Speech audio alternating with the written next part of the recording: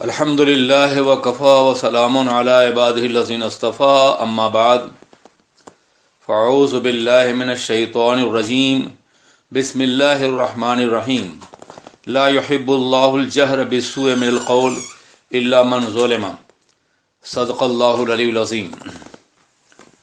سامعین کرام، السلام علیکم ورحمۃ اللہ وبرکاتہ۔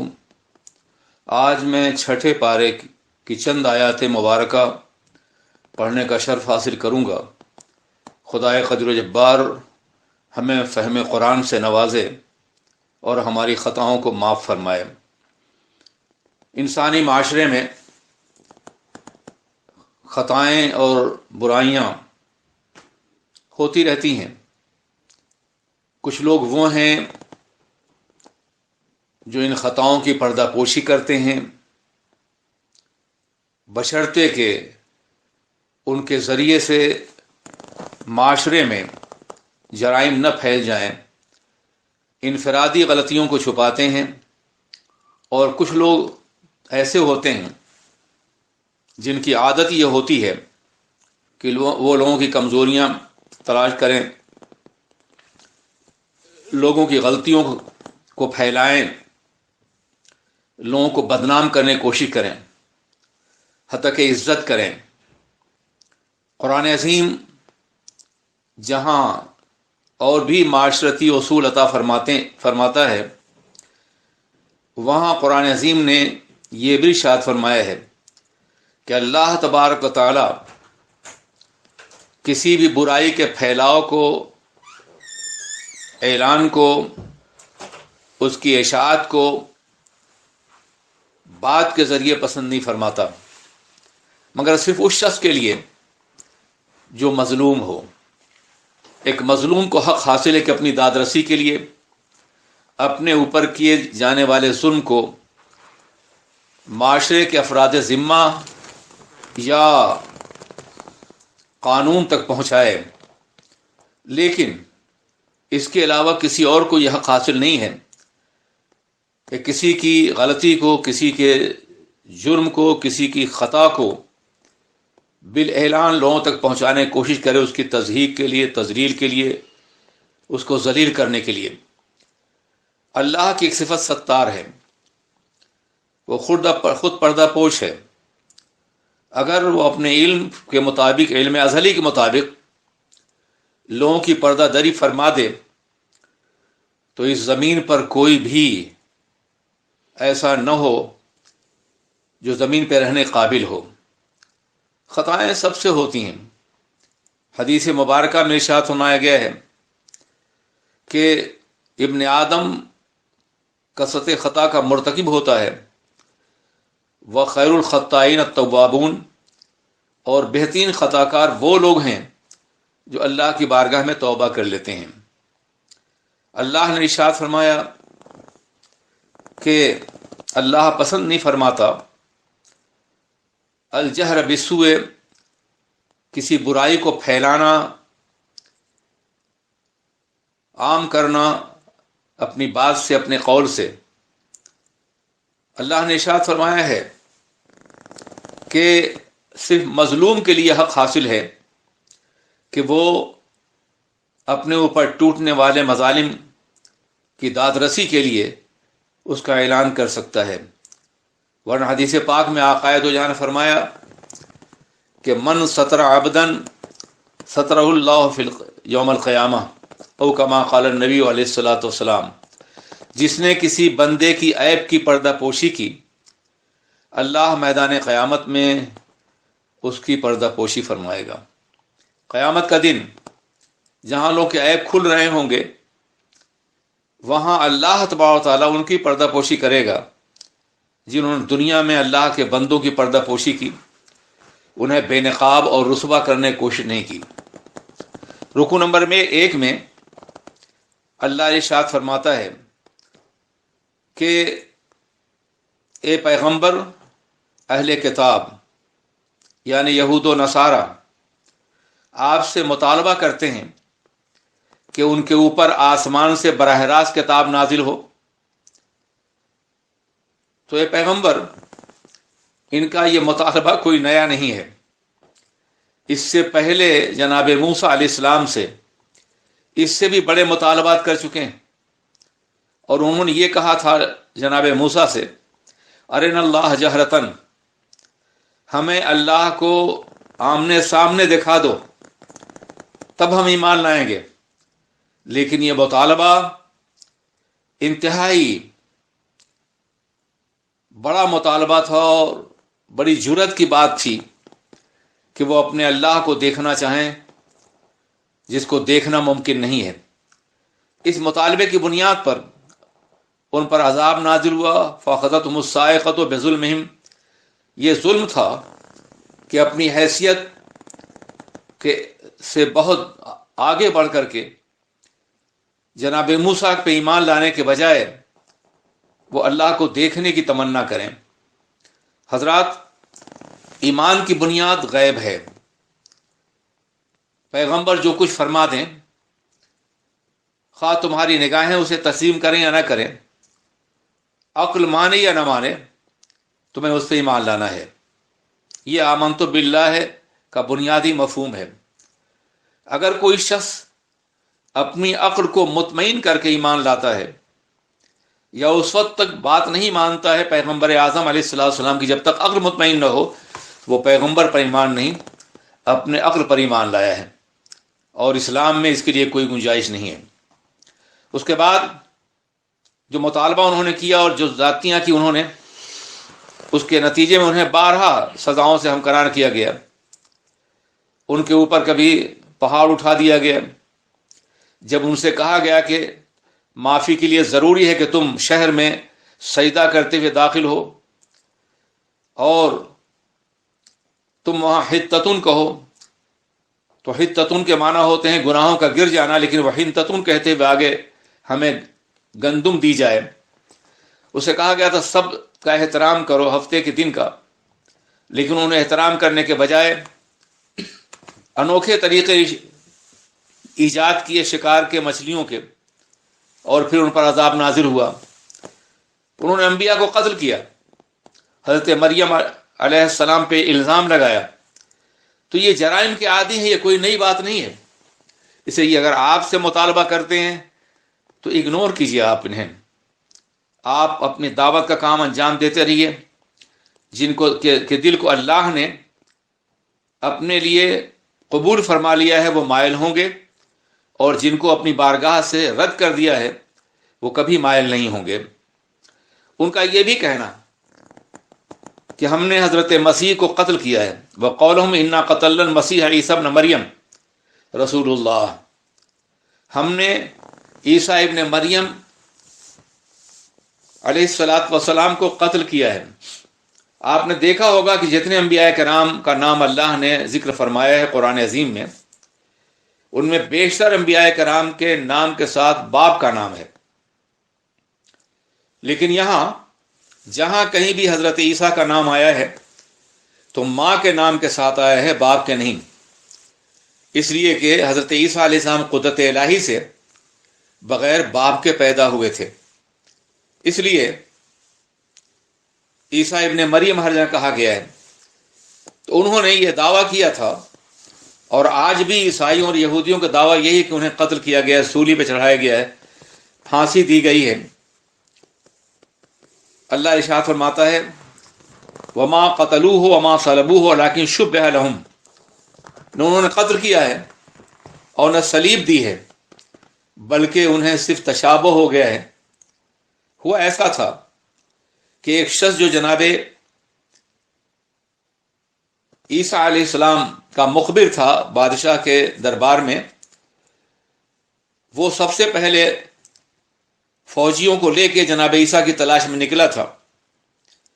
جناب عیسیٰ علیہ السلام کو اللہ تبارک تعالیٰ نے آسمان پہ اٹھا لیا ان کی قیام گاہ سے، لیکن وہ شخص جو جناب عیسیٰ علیہ السلام کا مخبر تھا اس کی شکل بدل دی گئی، وہ جناب عیسیٰ جیسا لگنے لگا، اور پھر اسے گرفتار کر کے سولی دے دی گئی۔ کرسچین اور یہودی آج تک کہتے ہیں ہم نے قتل کیا یا سولی دی، مگر ہمارا یہ عقیدہ ہے کہ جناب عیسیٰ علیہ السلام آج بھی حیات ہیں اور قیامت سے پہلے دوبارہ جلوگر ہوں گے، اور اسلام کو غالب فرمائیں گے۔ قرآن عظیم ارشاد فرماتا ہے انہوں نے اس بارے میں شک بھی کیا آپس میں ایک دوسرے سے، جبکہ انہیں کسی چیز کا علم نہیں تھا، صرف وہ گمان پروری کر رہے تھے، اپنے خیال کی بنیاد پہ ایسا کر رہے تھے۔ وما قتلوه یقیناً بل رفعه اللہ الیہ وکان اللہ عزیزا حکیما، انہوں نے انہیں قتل نہیں کیا تھا، یقیناً قتل نہیں کیا تھا، تاکید کے ساتھ اللہ فرماتا ہے، بلکہ اللہ نے انہیں اپنی طرف اٹھا لیا، اور بے شک اللہ غالب اور حکمت والا ہے۔ حضرات گرامی، آج بھی مسلمانوں میں نہیں، مسلمان ہونے کا دعویٰ کرنے والی ایک جماعت قادیانیوں کی ہے، جو معاذ اللہ ایک نئے نبی کو جھوٹے نبی کی اتباع کرنے والی ہے، اور جو مسیلمہ قادیان غلام احمد کو اپنا نبی مانتی ہے، اس کا بھی یہی کہنا ہے کہ جناب عیسیٰ کو سولی دے دی گئی، اور ان میں بعض کا کہنا تو یہ ہے کہ ان کی قبر کشمیر میں ہے۔ یہ جھوٹ ہے جس کو پھیلایا جا رہا ہے، میں اس لیے کہ ان کا یہ کہنا ہے کہ حضرت عیسیٰ جو ہیں وہ کوئی نبی نہیں تھے، معاذ اللہ۔ جس نبی کا اعلان جناب موسیٰ نے کیا تھا وہ تو غلام احمد ہے، جبکہ 1400 سال کی امت مسلمہ کا متفقہ عقیدہ اور قرآن عظیم کا الوہی فیصلہ اس بات کا گواہ ہے کہ جناب عیسیٰ علیہ السلام اللہ کے جلیل القدر پیغمبر تھے، اور انہیں اللہ تبارک و تعالیٰ نے آسمانوں پہ اٹھا لیا، آج بھی وہ زندہ ہیں اور اللہ قادر مطلق ہے۔ اگر اللہ جناب عزیر کو 100 سال کے بعد دوبارہ زندگی دے سکتا ہے یا نیند سے بیدار فرما سکتا ہے، اگر اللہ اس دنیا میں اصحاب کہف کو 300 سال کے بعد بھی دوبارہ زندگی عطا فرما سکتا ہے، اور اگر اللہ سرور کائنات کو جسم کے ساتھ عظیم معراج کرا سکتا ہے، تو پھر وہ اللہ قادر مطلق ہے، سبحان ہے، وہ یقیناً جناب عیسیٰ علیہ السلام کو بھی آسمانوں پہ اٹھا سکتا ہے۔ اس کے بعد اور بھی بہت سے احکامات نازل ہوئے۔ پھر اللہ تبارک و تعالی ارشاد فرماتا ہے کہ یا ایھا الذین آمنوا اوفوا بالعقود، اے ایمان والو، جب بھی تم کسی سے معاہدہ کرو، کوئی وعدہ کرو، تو اس کو ہر طرح میں پورا کرنے کی کوشش کرو۔ یہ ایمان کی علامت اور پہچان ہے۔ مومن کبھی وعدہ خلافی نہیں کرتا، مومن کبھی کوئی ایسا طرز عمل اختیار نہیں کرتا کہ جس کی بنیاد پر اس کے ایمان کے بارے میں شبہ کیا جائے۔ یہ سورہ مائدہ کی آیت ہے، سورہ مائدہ بھی مدنیہ ہے، اور اس سورت میں اللہ تبارک و تعالیٰ نے شاعر اللہ کا تذکرہ کیا ہے، اور اس کے ساتھ ساتھ حلال و حرام کے قوانین بتائے ہیں۔ اس آیت میں اللہ تبارک و تعالیٰ نے اسلام کے بارے میں وہ آیت کریمہ نازل کی ہے جس پہ امت مسلمہ قیامت تک فخر کرے گی۔ الیوم اکملت لکم دینکم واتممت علیکم نعمتی ورضیت لکم الاسلام دینا۔ اس لیے اس اعتبار سے اس صورت میں اور بھی بہت سے مضامین ہیں، چند مضامین کا تذکرہ کرنے کا میں شرف حاصل کروں گا۔ اللہ ارشاد فرماتا ہے لا یجرمنکم شنآن قوم ان صدوکم عن المسجد الحرام ان تعتدوا وتعاونوا علی البر والتقوی ولا تعاونوا علی الاثم والعدوان واتقوا اللہ ان اللہ شدید العقاب۔ خبردار، کسی قوم کی زیادتی بئی طور کہ انہوں نے تم کو مسجد حرام سے روکا تھا، تمہیں انتقام پر جرأت جری نہ کرے، زیادتی کا موقع نہ فراہم کرے، ان پہ ظلم نہ کرو، تم ہمیشہ بھلائیوں میں ایک دوسرے کی مدد کرو، اس گناہ اور سرکشی میں تم کسی کی مدد نہ کرو۔ یہاں ایک ضابطہ عطا فرمایا جا رہا ہے کہ اگر کسی قوم نے تم پر ظلم کیا ہے اور جب تم پہ غالب ہو جاؤ تو اپنے ظلم کا ان سے بدلہ نہ لو، بلکہ انہیں چھوڑ دو، معاف کر دو۔ یہی پیغمبر اعظم کی سیرت ہے۔ فتح مکہ میں آپ نے دیکھا، اور یہ مسلمانوں کا طرز عمل ہمیشہ رہا۔ آپ اندازہ فرمائیں کہ کتنا بڑا جرم کیا تھا مکے کے لوگوں نے کہ انہوں نے صلح حدیبیہ کے موقع پر آقائے دو جہاں، ان کے رفقا کو، صحابہ کرام کو عمرے سے روکا تھا، جبکہ وہ احرام پوش تھے، قربانی کے جانور ان کے ساتھ تھے، اور وہ کہتے رہے کہ ہم صرف عمرہ کرنے والے ہیں، مگر اپنی طاقت اور قوت کے بلبوتے پر انہوں نے روکا کہ نہیں، آپ نہیں کر سکتے اس سال۔ بہت سے صحابہ کرام نے اس خواہش کا اظہار کیا، رسول اللہ ہم حق پر ہیں تو ہمیں ان کی بات نہیں سننی چاہیے، مگر آقائے دو جہاں نے چند شرائط پر صلح کر لی، اور شرائط بھی ایسی تھیں جو بظاہر قابل قبول نہیں تھیں۔ ان تمام شرطوں میں ایک شرط یہ بھی تھی کہ اگر کوئی مدینے سے مکہ جائے گا تو ہم اسے واپس نہیں کریں گے، کوئی مکے سے مدینے جائے گا تو آپ کو واپس کرنا ہوگا۔ حضور نے فرمایا یہ بھی قبول ہے۔ صلح پسندی اور معاشرے میں امن کو باقی رکھنے کے لیے آقائے دو جہاں نے یہ ظالمانہ شرط بھی قبول فرما لی۔ بعض صحابہ کرام نے کہا یا رسول اللہ کیا ہم حق پر نہیں ہیں؟ ہاں ہم حق پر ہیں۔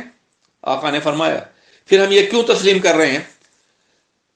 تو آپ نے فرمایا کہ اللہ کا فیصلہ یہی ہے، اور اس کے بعد سورہ فتح نازل ہوئی جس میں اللہ نے فرمایا انا فتحنا لک فتحا مبینا۔ یہ صلح حدیبیہ یہ دراصل ایک فتح عظیم کا پیش خیمہ ہے، اور آپ نے دیکھا کہ اس کے بعد مکہ مکرمہ کی عظیم فتح جو دنیا کی تمام فتوحات کی دروازہ کھولنے والی مسلمانوں کو نصیب ہوئی۔ تفصیلات انشاءاللہ آگے بیان کی جائیں گی۔ تو اللہ ارشاد فرما رہا کہ کہیں ایسا نہ ہو کہ جن لوگوں نے تم کو گھر سے بے گھر کیا، تمہارے گھروں پہ قبضہ کیا، تمہیں قتل کیا، تمہیں صلیب دی، تمہیں تپتی ہوئی ریت پہ کھینچا، تمہارے جسم میں پتھر رکھا، تمہیں بال بچوں سے الگ کیا، تمہیں بھوکا رکھا، تمہارا سوشل بائیکاٹ کیا، تمہارے قتل کے منصوبے بنائے، تمہارے پیغمبر کے لیے قتل کے منصوبے بنائے، تمہیں مسجد حرام سے روکا، کہیں ایسا نہ ہو کہ غالب ہونے کے بعد تم ان سے انتقام لینا شروع کر دو۔ مسجد حرام سے روکا جانا یقیناً بہت بڑا جرم ہے، مگر یہ عمل تم کو آمادہ نہ کرے کہ تم ان پہ زیادتی کرو، بلکہ ہمیشہ نیکیوں اور تقوی میں ایک دوسرے کی مدد کرو، اور خبردار گناہ اور سرکشی میں کسی کی مدد نہ کرو، اور اللہ سے ڈرو، بے شک اللہ شدید عذاب دینے والا ہے۔ اس کے بعد بہت سی آیتیں، بہت سے احکامات نازل ہوئے، اس میں ایک حکم یہ بھی ہے حرمت علیکم المیتۃ والدم ولحم الخنزیر وما اہل لغیر اللہ بہ۔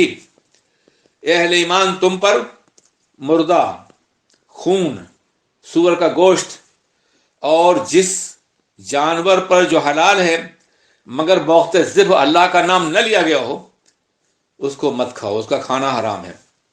اب یہاں چند چیزیں ایک ساتھ کے ساتھ ہیں۔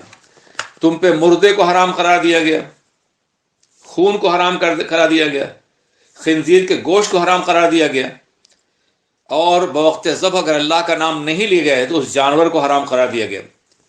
ان میں مناسبت کیا ہے؟ مردے کو حرام کیوں قرار دیا گیا؟ اس لیے کہ جب کوئی جانور مر جاتا ہے اور انسان اسے کھاتا ہے تو مردے کے جسم کی ساری بیماریاں اسے منتقل ہو جاتی ہیں۔ یاد رکھیے کہ خون سے بڑا گہرا تعلق ہے بیماریوں کا۔ ڈاکٹر ایک قطرہ خون لے کر کے آپ کی درجنوں بیماریوں کا پتہ لگا لیتا ہے۔ پتہ چلا کہ بیماریاں گوشت میں نہیں ہیں، پاکیزہ فلیش میں نہیں ہیں، بلکہ خون کے اندر ہیں، اور چونکہ مردے جانور کا خون اس کے جسم کے اندر جم کے رہ جاتا ہے اس لیے اس کے کھانے سے یقیناً بیماریاں پھیلیں گی۔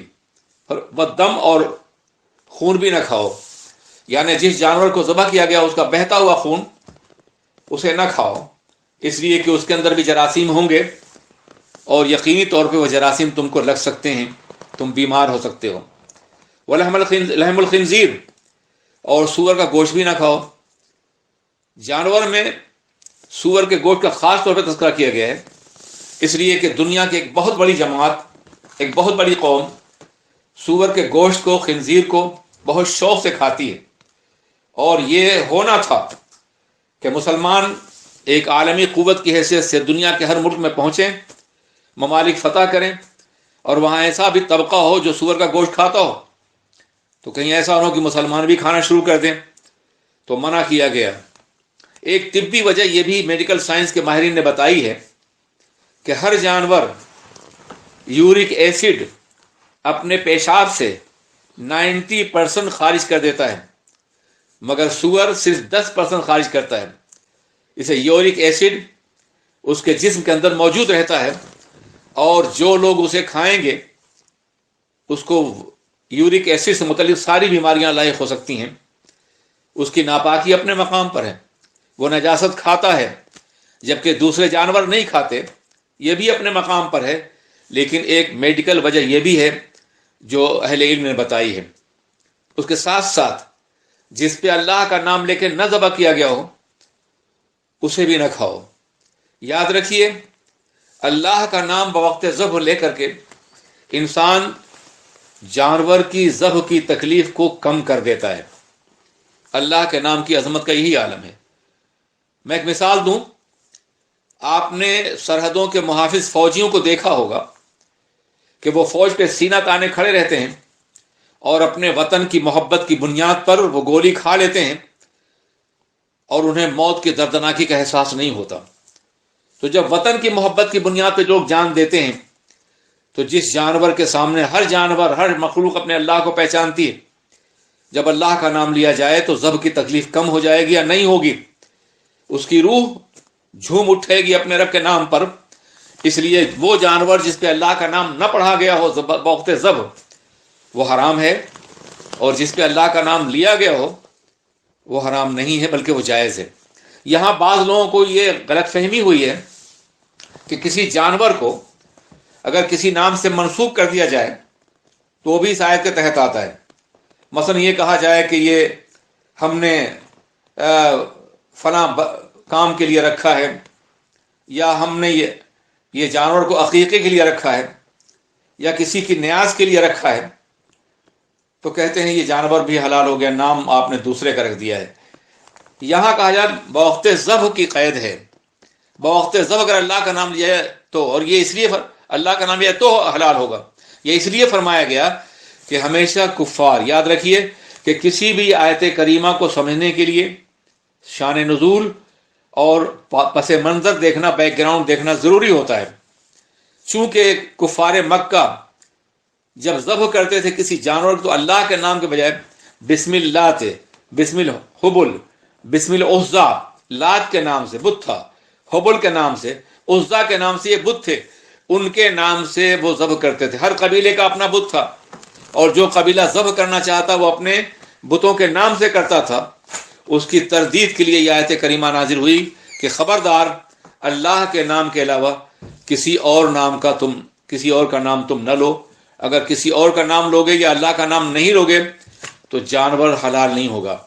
اس کے بعد وہ مشہور آیت کریمہ کی تلاوت کا شرف حاصل کروں گا میں، کہ جو ہمارے لیے سرنامہ عظمت ہے۔ دنیا میں جتنے بھی مذاہب آئے، آسمانی مذاہب، منظم من اللہ مذاہب، ان میں کوئی ایسا مذہب نہیں ہے جس مذہب کے بارے میں نازل کرنے والے رب نے، بھیجنے والے رب نے یہ فرمایا ہو کہ میں نے اس دین کو مکمل کر دیا ہے اور یہی دین قیامت تک باقی رہے گا، یہی میرا پسندیدہ دین ہے۔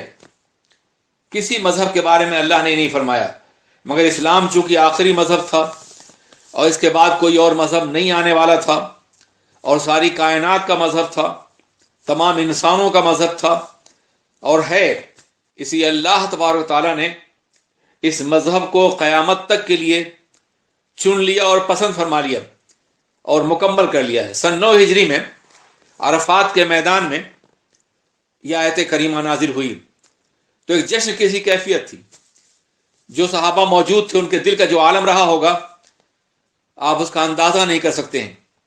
لیکن جو شہداء اپنی قبروں میں آرام فرما رہے تھے، یقیناً انہوں نے جب اللہ کی اس انعام کو سنا ہوگا تو قبروں میں ان کی انہیں جھوم گئی ہوں گی کہ جس دین کے لیے ہم نے اپنی جان دی، اپنی حیات کے لمحات کو قربان کیا، اپنی زندگیاں اللہ کی بارگاہ میں نذر کی، آج وہ دین مکمل ہو گیا۔